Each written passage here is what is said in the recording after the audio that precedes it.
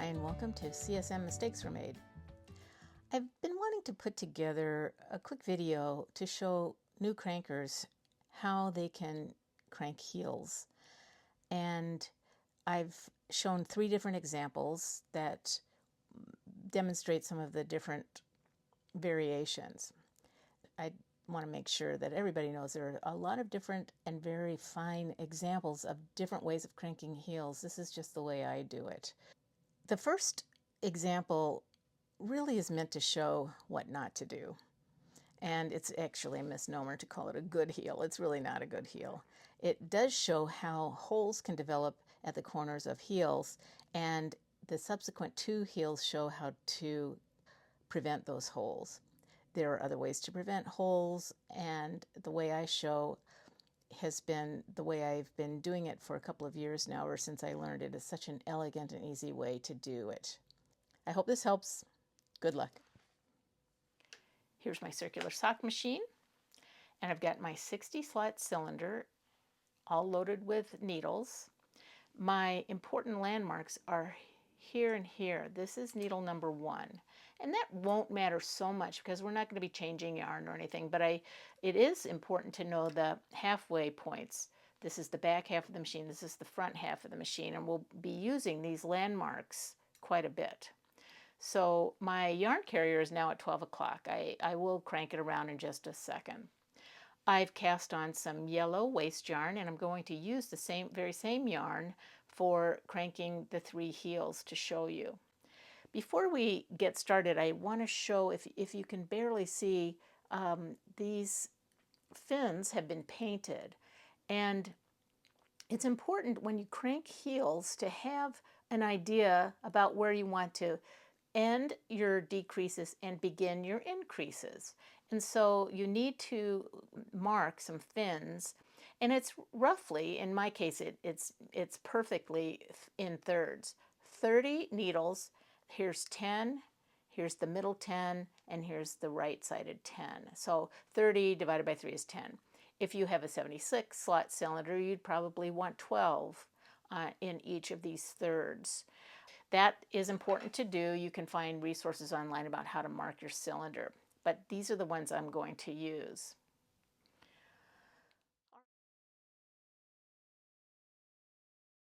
All right, so let's get started. We're going to bring the yarn carrier around to 6 o'clock, and we're going to do the first sock that's merely good. It has some drawbacks, which I'll show you, and I doubt that you'll actually want to do this particular heel, but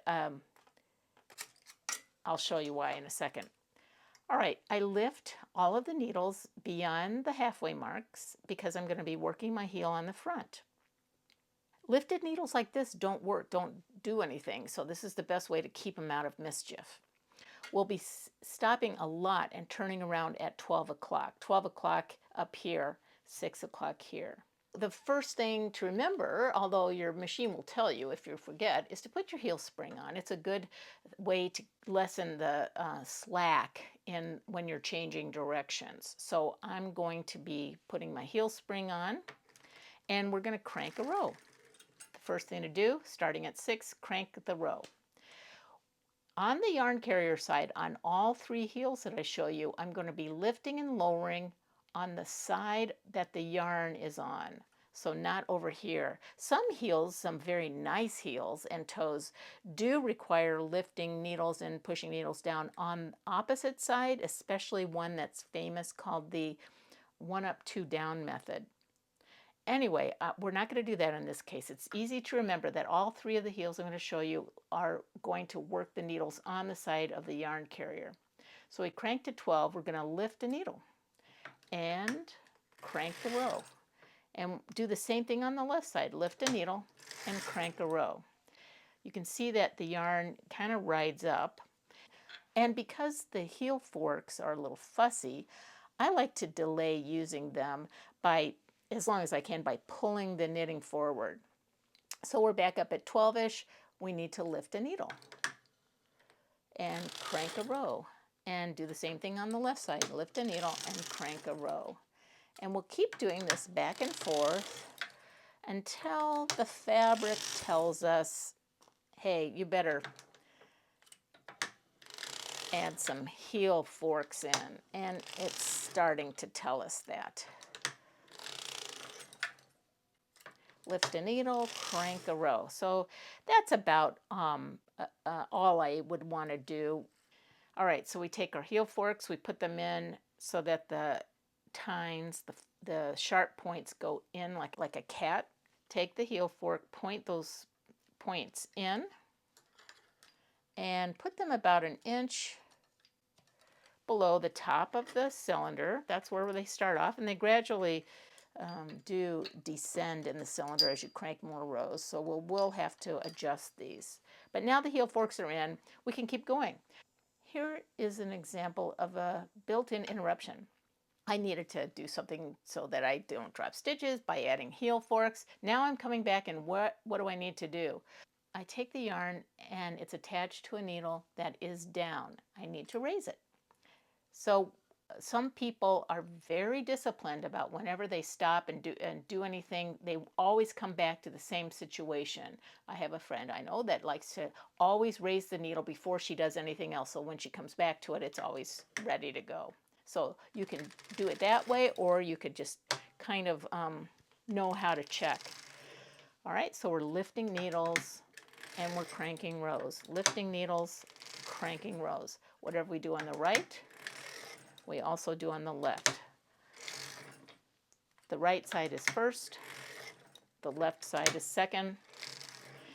Here's the little mark that I told you about at the beginning. This is the last needle on the right. Here's the last needle on the left for what we're doing. What we're doing are decreases. We're going to decrease one more time on the right. We're going to decrease one more time on the left. We're going to crank to 12 o'clock, and now we're at a transition point. Now we're going to start our increases. So the last needle we raised is the first needle we lower. We take the yarn and we put it behind the needle to make sure that it knits. These are always a little tougher because they've got wraps on them, so you might find your machine doesn't want to knit quite as easily. What we did on the right, we do on the left. We take that yarn and we put it behind the needle, and notice how I haven't really lowered it all the way. I don't want to risk dropping the stitch, so I lower it into what we call the half knit position, which is a little bit higher than the needles that have the yarn wrapped around the latch. Okay, so two are done. We lower the needle about 3/4 of the way, and then we crank it. Do the same thing on this side. We lower the needle about 3/4 of the way, put that yarn around the back of it, and crank. Now, sometimes you see me taking hold of the yarn here, and it's sort of a habit of mine that helps me get the yarn. It helps keep a little tension on the yarn. And also you see me pushing my hand down here. I'm helping the heel forks because, as I said, doing the increases, which is what we're doing, is a little harder because you're knitting two stitches together. So we did that one on the right. Let's do the same one over here on the left, wrapping that needle. Let's keep going.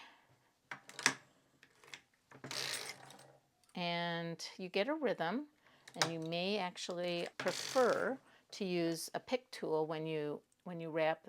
I'm not that good at it, so I don't use a pick tool. I just use my fingers. Okay.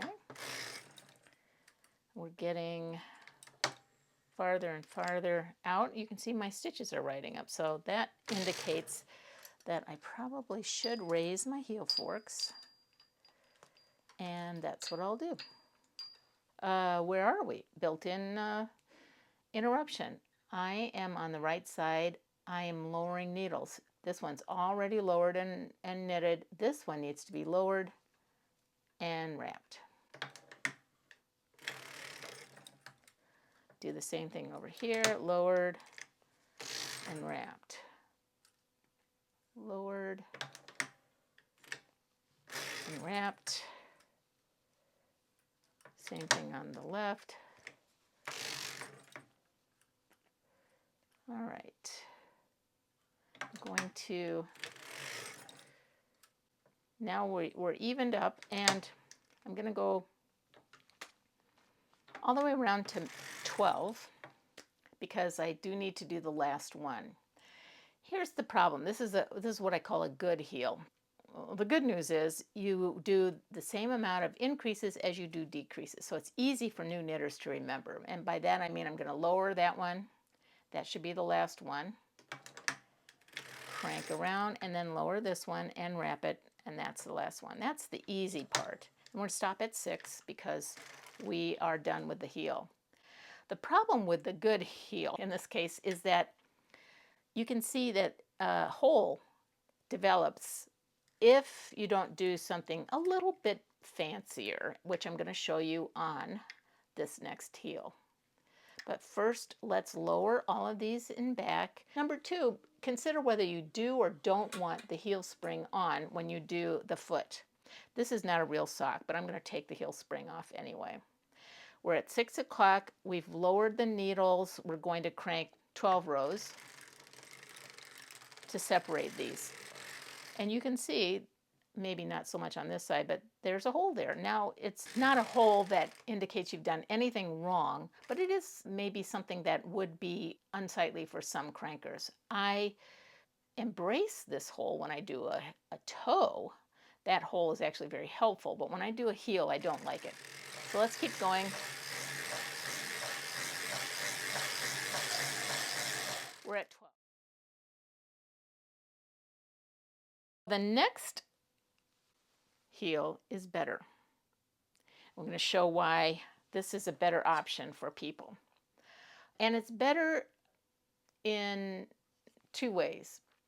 Number 1, I am going to lift the needles in the same way as we did the first heel. So I'm going to keep these in work, which means that this will be the first needle I raise on the right. This will be the first needle I raise on the left, just like the last one. But when we start going back out with our increases, that needle and this needle will not get pushed back down into work. They will get eventually pushed back down into work once I put all of these needles down to do the foot. But for the purposes of the heel, we need these little corner needles to not be put back into work for an increase. And the reason is that they have a nice little wrap that hides the hole that we just saw. So let's do it. I've got to put my heel spring back on. Let's go around to 12 o'clock and lift a needle and crank a row, and lift a needle and crank a row, and lift a needle and crank a row. And so you get actually in a rhythm where you're able to go a little faster once you get the muscle memory. And I think we'll put some heel forks back up.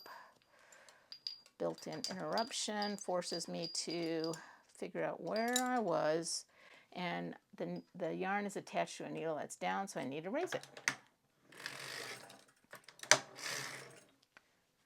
Stitches are riding up, so I kind of just maybe help them with my left hand.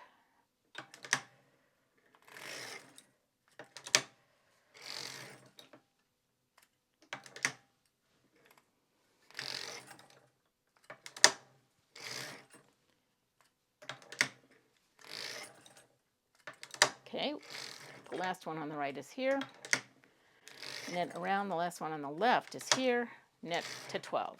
Now we start our increases. We lower a needle, and here's where I'm going to show 2 methods that do the exact same thing. This is the first method that we all know about. We lower the needle. This is what we did last time, and we put the yarn behind, and we crank. Now, if you have the stomach for what is sometimes called the suicide heel, this was something I think in the antique machine literature, but was popularized by Sue Vanesky, and it is because of her name Sue that it kind of got a nickname called the suicide heel. It's my understanding that she didn't invent this, but that she did popularize it. So instead of lowering and wrapping and then cranking, what we do is we lower and leave the yarn on the outside, but sort of tucked under the latch. I call it the armpit. And here's what happens. The needle itself does the work. It does the exact same thing. So what we do is we lower it into the half knit position. We make sure that the yarn is under the latch, under the freely movable latch, and we crank. Now, it's the exact same thing whether you do it this way or this way. You get the same seam, you get the same appearance, you're not changing. You could do a mixture if you like. I like doing my socks this way. I feel like I can do them a little faster when I do my increases.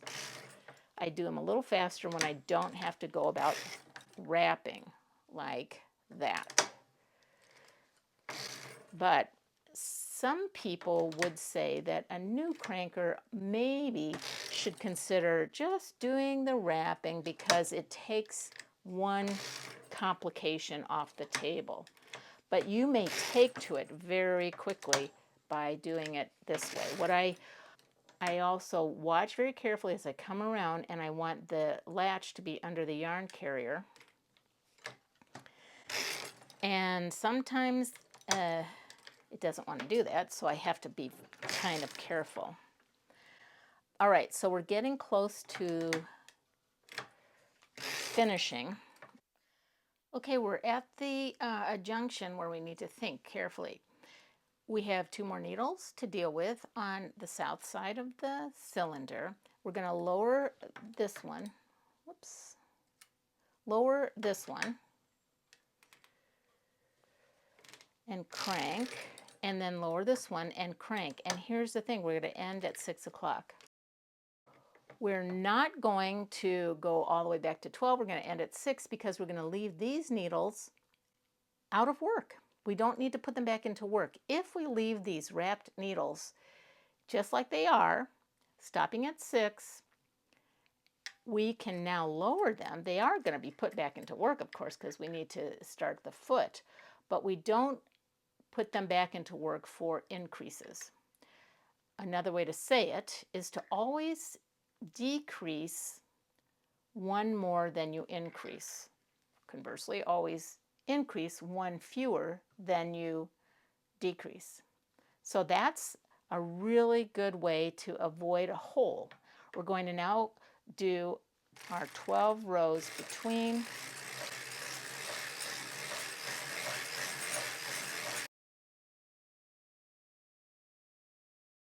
Stopping at 6.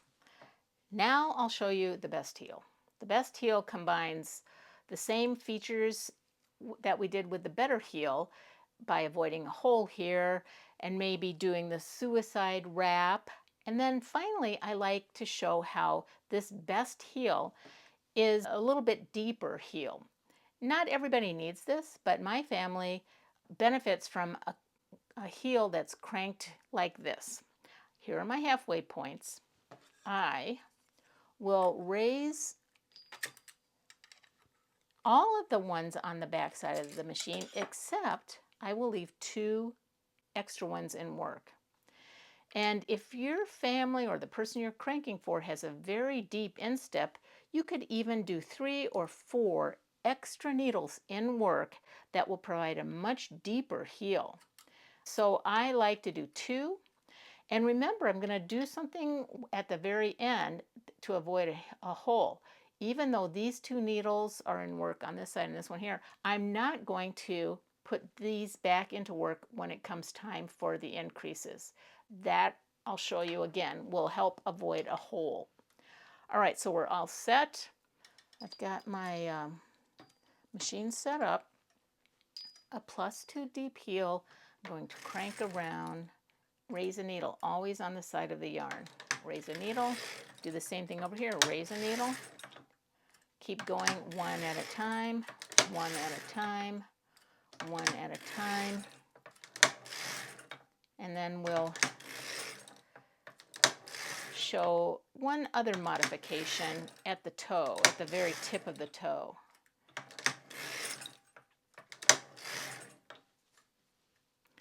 stitches are riding up. Move the heel forks so we don't drop stitches. My yarn is attached to a needle that I already raised, so I can keep going. Raise the needle, crank a row.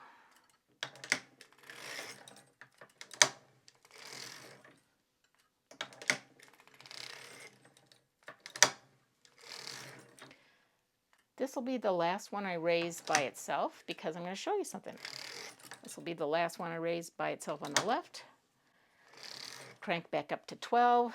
And now there's 2 left. If I raise these 2 together, like so, and crank, it feels weird, and you put a double wrap or a loop of yarn around the bases of these 2 needles. It kind of looks funny, but it's good. I do the same thing on the left as I did on the right. I raise these together and I crank back up to 12.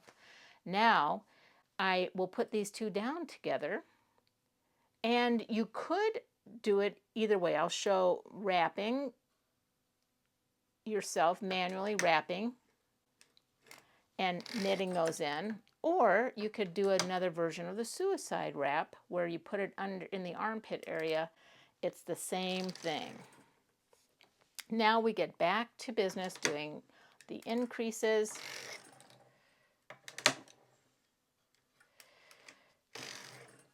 And they're riding up, so let's do some heel fork changes. Okay, where was I? I know I'm on increases, and by the way, sometimes you even forget where you were in relative to, am I doing decreases or increases? Decreases are first, of course, when you raise the needle. Now I'm doing increases, which involves lowering needles. And usually you can tell because you've actually, what I call it, resolving the wraps by knitting them in when you're doing the increases. You can usually see the detail of the stitches out here to help you know what phase of the heel you were on. I have to lower that. Remember, doing these increases is just a little harder on the machine, and you sometimes have to muscle it. There's one, because you're knitting the wrap and the stitch together. So we're getting close to the halfway mark, but we know we're going to go past it because we did a +2 deep heel. All right, I'm going to do this one and stop at 6 to carefully evaluate what I want to do. I know I need to do these 2 more, so I can keep going. I'll go to 12. I know I need to do that increase. And this one on the left. The increase I make here will be my last one. Even though I put this one to work for the decreases, I'm not going to put it back into work for the increases. So that's my last one on the right. Here's my last one on the left, so it's important to stop at 6 now. Stopping at 6. We are done. We will be lowering these, but they get lowered when all of them get lowered for what should be the foot next. Okay, I check latches. All right, let's crank this puppy off. Cut the yarn. Take the weights off. Central weight stack. Pinch the heel and the rest of it because this is so floppy. If you were to just pull down, this floppiness wouldn't necessarily knit right or knit off correctly. So I grab everything, I kind of give it a pull, and it comes off. Okay, let's see what we've got. We've got good, better, best. The good heel developed a hole because this was the heel that we just decreased and increased the same needles. We didn't leave one standing, and that's what you get.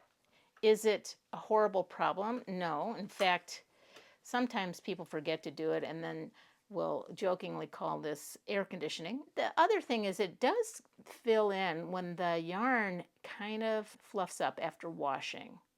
So if you were wanting to just get heels done and you find this easy, go ahead and do it. It's not a terrible heel at all. That's not going to run.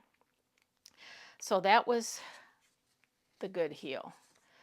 The better heel is this one, where all we did is we lifted needles sequentially out of work and then put them back down and knitted.